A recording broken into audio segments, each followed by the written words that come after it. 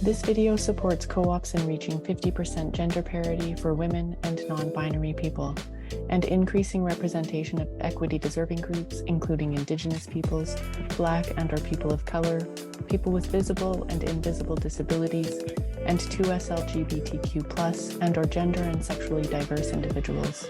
Just coming from this place of wanting to create a space for ourselves as racialized immigrant women who we found in the world of urban planning, it was pretty top-down, hierarchical, very white, very male.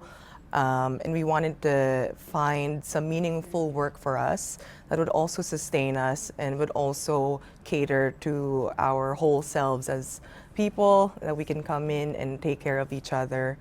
And also to cultivate a space for people like us, for other racialized immigrant women to have a way to make a living and also a way to make connections that are meaningful. We came together as a BIPOC collective at the beginning, and noticing that our perspective and our needs, and as racialized communities, especially as women of color, is not being included in urban planning and social planning.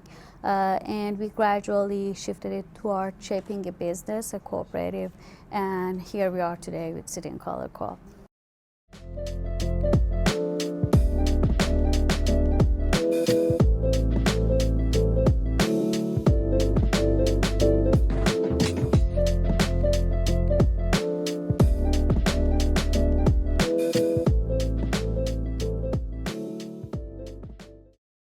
Making trust, building connections, it's not that easy for racialized communities. It's also another challenge. Just the amount of connections and partnerships that we've developed so far in this relatively short amount of time, we've been able to reach just all sorts of awesome and cool people to work with who share these values of equity and trauma-informed sort of community engaged research within planning. So it's been very energizing for me to know that there are other groups and individuals who are interested in this kind of work that is alternative. And you know, coming from urban planning school, there was a very monolithic way of doing things. So you had to follow a certain formula, and in City and Color, we are really excited about doing things differently. And so meeting people who share that ethic in vigor for this work is pretty exciting to me.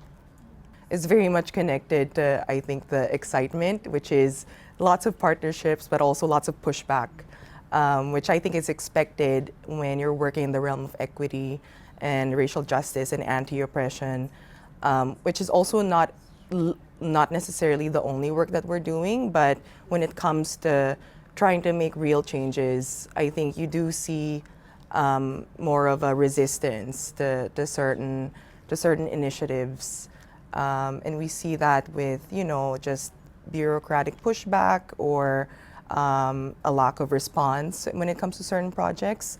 And so I think the challenge has been to figure out how to navigate these relationships that are resistant to change, but also trying our best to penetrate those systems that we are trying to change. So it's been, yeah, it's not been a linear path, but I would say it's a lot of learning opportunities for us.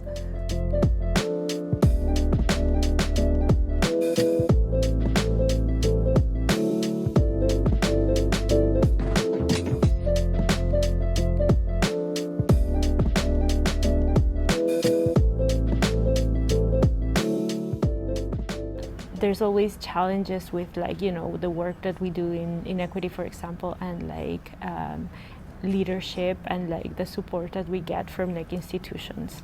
And so people are excited about our work, but like I don't know how easy it is for organizations to implement the recommendations that we might suggest.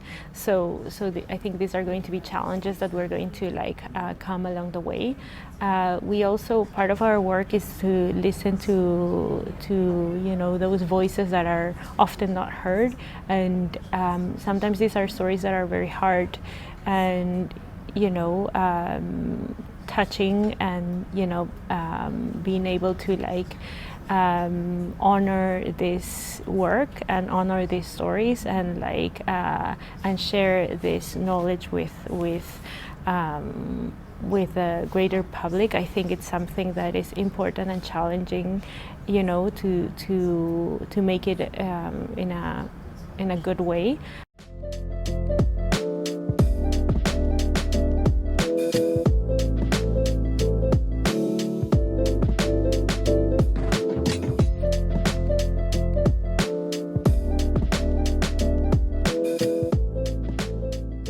It's really important to share with them, sort of like in this space where we are solid state, where I think you can really see these values of like care, you know, every day when we share a meal. Mm-hmm. And so I think even from the beginning, welcome them to the space and welcome them like to share a meal with us and like sort of like demonstrate like that these values that we share are, you know, are present here in this space, I think. And I think from there we can move on into like working together, knowing that we're starting from this culture of care. I mean, at City in Color, as well as Solid State, where we are, we really make it a priority to see each of our individual well-being as important as the work we're doing. And in fact, that we take care of each other is the work in itself. Because, you know, from a common sense perspective, if we're not doing okay, the work is also not gonna be, it's gonna drag along with our bodies and ourselves and our wellness. So one of our priorities is really to take care of the people here. And I think at City in Color, we're very good at working, and the underside of this is that we get burnt out quite easily. And I think collectively we've had time with each other to know if somebody is burning out, if we see the signs, oh, okay, like I see that you're not doing well, maybe you should take a little bit of a break. And it's often received like in a very generous way, okay, or I don't need to, and you know, we respect each other's decisions. But I think there's that sense of that you don't have to be okay all the time, and if you're not, then you can take a break and pause. And we'll be there for you. There's no resentment, and it's fine. And I think this is also part of a larger pattern when, you know, you're a BIPOC woman, you're an immigrant, you want to do great things, you want to prove yourself, and there's a tendency to do more than you should. And I think as racialized women, we all feel this way of this fear of like not doing enough, of not proving ourselves enough. And in the co-op, we want to come in and understand that each of us is enough in who we are, and that we don't need to overextend ourselves in this capitalistic, very neoliberal way of being together. You know, that you have to be perfect, that you have to be in a good mood in order to do the work. So I think at City in Color, we're very intentional about cultivating a space where we can be fully human and also make a living and also honor our passions. So yeah, I'm really proud of the way we're doing things, and also excited about the ways in which we can improve.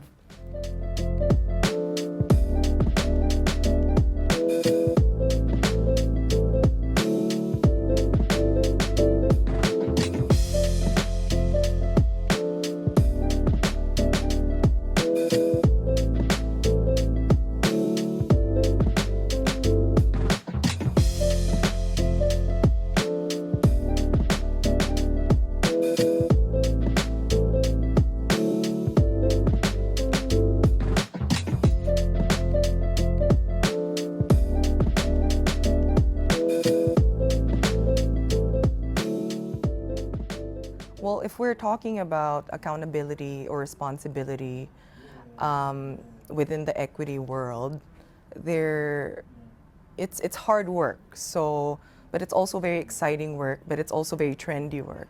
So it's at this equity work, I think, is at it's almost like peaking at this point, right? So everyone wants to do it, but or everyone says they want to do it, but not everyone is making the tangible commitment to actually doing it. And by that, I mean, is there funding being given to your equity work, or is it just mostly all about appearances? You know, is it about tokenization where you take pictures of your promo and there's like a few BIPOC individuals and you call it a day? Or is it actually taking care of individuals from day one, you know, from onboarding until they join the organization, or even from the hiring process, really? Because at City in Color, we're looking at all these mechanisms within cities of hiring, retaining, and promoting racialized women. And what we're noticing is that, you know, organizations would say, we're very diverse, but all the diversity is at the very bottom. And, you know, the few women who have made it to the top, the few racialized women that have made it to the top have stories that echo the similar pattern of, it took me 2 decades to get here and I'm the only one. And so what does that say about, you know, organizations claiming that they're diverse champions of equity, but there's only like a few people who are really representing this diversity? And even beyond just the numbers, I think it's also worth asking, are we, as if you're an organization, like how do our people feel? Like, do they feel connected? Do they feel like they belong? Do they feel like their work is meaningful? Are they being cared for? If they're not doing so well, is there enough leave? Is the salary enough to meet their needs? Are they a caretaker? Are these, you know, all these factors that we ought to consider when it comes to equity, are they being considered? It's not just about checking boxes and filling out like a report that says we're diverse. So I think when we're talking about responsibility, I think we ought to look at like the larger picture and not just see this work as one of the, it's not a temporary work. It has to be embedded within the entire thing. Otherwise, if it's just like, you know, an equity officer checking boxes, then I think there's reevaluation that ought to be done on the side of those who say they're committed to this, and asking what commitment really means.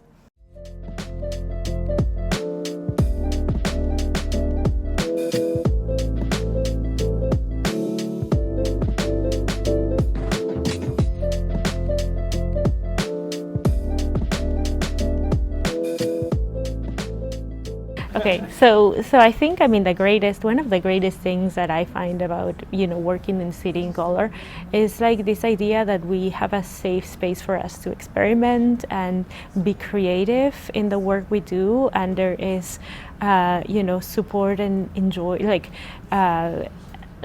you know, people are like genuinely excited about doing things in a different way and bring a fresh take on this work.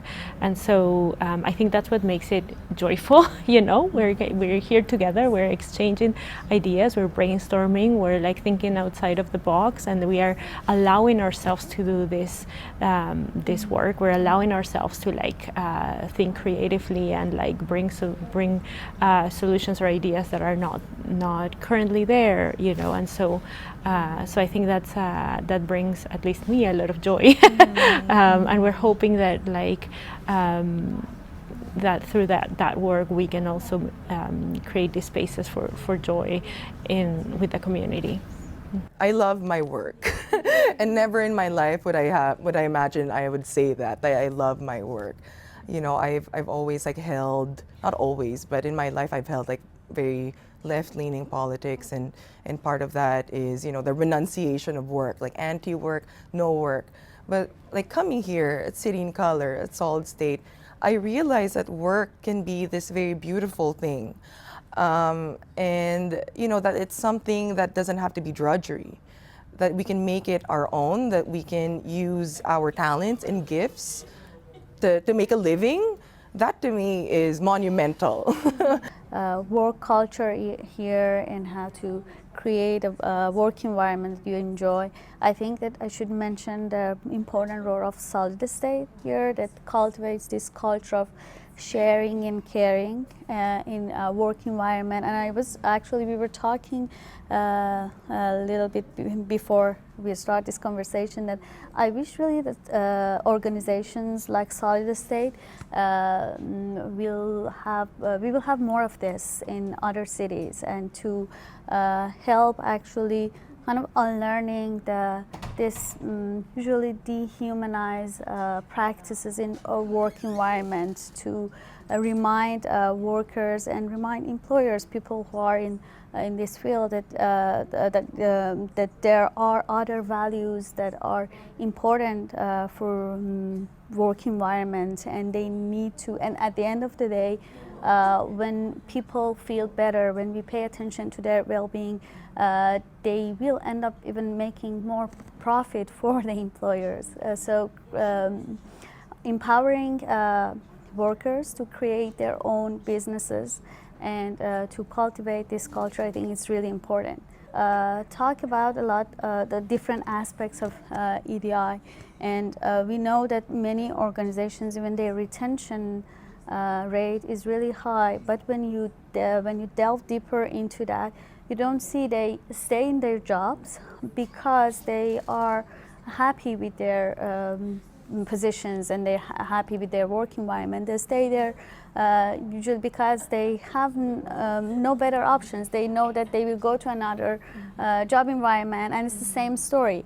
And paying attention to the well-being of employees is really important, and it's something that even with the current best practices of EDI is somehow neglected, being paid less than other aspects. And I think that we need to advocate for that and talk more about it.